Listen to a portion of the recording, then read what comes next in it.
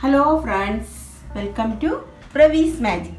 ഇന്ന് നമ്മൾ തേങ്ങ കൊണ്ടുള്ള ഒരു ഗാർണിഷിംഗ് ഐറ്റമാണ് കാണിക്കാൻ പോകുന്നത്. ഇതിൻ്റെ പേരാണ് ഡെസിക്കേറ്റഡ് കോക്കനട്ട്.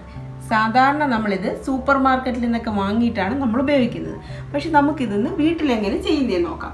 ഇത് നമ്മൾ ഇപ്പം മെയിനായിട്ട് ഇത് ഉപയോഗിക്കുന്നത് നമ്മൾ ഈ സ്വീറ്റ്സ് ഒക്കെ ഉണ്ടാക്കുമ്പം അതിൻ്റെ ടോപ്പിങ്സ് ആയിട്ടും അത് ഗാർണിഷ് ചെയ്യുന്നതിനും അതിന് കോട്ടിങ്ങിന് വേണ്ടിയിട്ടൊക്കെയാണ് നമ്മളിത് മെയിനായിട്ടും ഇത് ഉപയോഗിക്കുന്നത്. ഇനിയിപ്പം അല്ലാത്ത നമുക്ക് കറികളിൽ ഉപയോഗിക്കാം. നമ്മളിപ്പോൾ തേങ്ങ കിട്ടാത്തൊരു സ്ഥലത്താണ് നമ്മൾ താമസിക്കുന്നതെങ്കിൽ ഇത് വെച്ചിട്ട് നമുക്ക് കറികളിൽ ഉപയോഗിക്കാം. സാധാരണ കറിയുടെ ടേസ്റ്റ് ഇതിന് കിട്ടത്തില്ല എന്നേ ഉള്ളൂ. നമ്മൾ കഴിക്കും, നമുക്ക് എല്ലാവർക്കും ഇഷ്ടപ്പെട്ടുള്ള ബൗണ്ടി ചോക്ലേറ്റ് അതിനകത്ത് ഫില്ല് ചെയ്തേക്കുന്ന നമ്മൾ ഡെസിക്കേറ്റഡ് കോക്കനട്ടാണ്. ഓക്കെ, ഇനി നമുക്ക് ഈ ഡെസിക്കേറ്റഡ് കോക്കനട്ട് എങ്ങനെ ചെയ്തെടുക്കുന്നതെന്ന് നോക്കാം. ഇതിനായിട്ട് ഞാനിവിടെ ഒരു തേങ്ങയാണ് എടുത്തിട്ടുള്ളത്. ഇനി ഈ തേങ്ങ എടുത്തിട്ട് നമ്മൾ ഇത് ഇങ്ങനെ കട്ട് ചെയ്തെടുക്കണം. ഉണങ്ങിയ തേങ്ങയാണെങ്കിൽ അത് പെട്ടെന്ന് ഇളകി വരും. ഇങ്ങനെ ഓരോ തേങ്ങ ഇങ്ങനെ കട്ട് ചെയ്തിടണം. അധികം ഫോഴ്സ് ഒന്നും കൊടുക്കണ്ട. ഉണങ്ങിയ തേങ്ങ ആയതുകൊണ്ട് പെട്ടെന്ന് അതിങ്ങനെ ഇളകി വരും. ഫുള്ള് ഇങ്ങനെ നമുക്കിത് കട്ട് ചെയ്തെടുക്കണം. ഞാനിത് ഫുള്ള് തേങ്ങയിൽ നിന്ന് ഇത് കട്ട് ചെയ്തെടുത്തിട്ടുണ്ട്. എല്ലാ പീസും ആ തേങ്ങയിൽ ഒരു തേങ്ങയുടെ ഫുൾ പീസുണ്ട്. ഇത് കട്ട് ചെയ്തെടുത്തിട്ടുണ്ട്. ഇനി നമുക്ക് ഈ കട്ട് ചെയ്തെടുത്ത പീസിൻ്റെ ബാക്കിൽ ഈ കറുത്ത ഭാഗങ്ങളുണ്ട്. ഈ കറുത്ത ഭാഗങ്ങൾ നമുക്ക് ഇങ്ങനെ കട്ട് ചെയ്ത് മാറ്റണം. കാരണം ഇതിനകത്ത് ശകലം പോലും കറുത്ത ഭാഗങ്ങൾ വരാൻ പാടില്ല. അപ്പോൾ ഫുള്ള് നമ്മൾ ഈ കറുത്ത ഭാഗവും കട്ട് ചെയ്ത് മാറ്റിയിട്ട് ഇത് ഫുള്ള് കട്ട് ചെയ്ത് മാറ്റണം. ഇതാണ്ടേ, കണ്ട ഇങ്ങനെ കിട്ടും. ഇനി ഇതിലേക്ക് ഇടുക. നമ്മുടെ തേങ്ങയെല്ലാം ഞാൻ ക്ലിയർ ചെയ്തെടുത്തിട്ടുണ്ട്.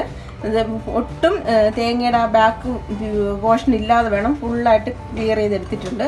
ഇത് ഞാൻ ഫുള്ള് എടുത്തിട്ടുണ്ട്. ഇതിൻ്റെ പകുതിയോളം ഇവിടെ ഉള്ളവർ തിന്ന് തീർത്ത് ബാക്കിയുള്ളത് കൊണ്ട് നമുക്ക് ചെയ്യാം. ഇതിപ്പം ഇനി ഇതിനെ നമുക്ക് മിക്സിയിലേക്ക് ഇട്ട് കൊടുക്കണം. അതായത് ഒട്ടും ഡ്രൈ ആയിട്ടിരിക്കുന്ന മിക്സിയിലേക്കാണ് നമുക്ക് ഇടാനുള്ളത്. ഇത് മിക്സിയിലിട്ട് ഞാനൊന്ന് ഇതിനെ നല്ല പൊടിയാക്കി കൊണ്ടുവരാം. നല്ലപോലെ അരച്ചെടുക്കണം മിക്സിയിലിട്ട്. ഞാൻ ഫുള്ള് മിക്സിയിലിട്ട് ക്രഷ് ചെയ്ത് കൊണ്ടുവന്നിട്ടുണ്ട്. അതുകൊണ്ട് ഇതുപോലെ ആക്കി എടുത്താൽ മതി. ഇതുപോലെ നല്ല പോലെ അത് പൊടിയാ വന്നിട്ടുണ്ട്.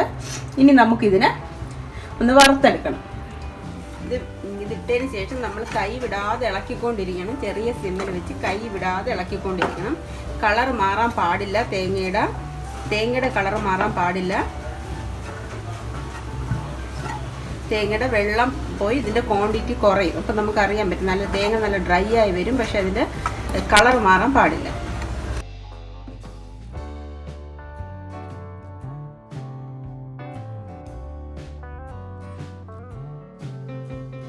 നമ്മുടെ ഡെസിക്കേറ്റഡ് കോക്കനട്ട് റെഡി ആയിട്ടുണ്ട്.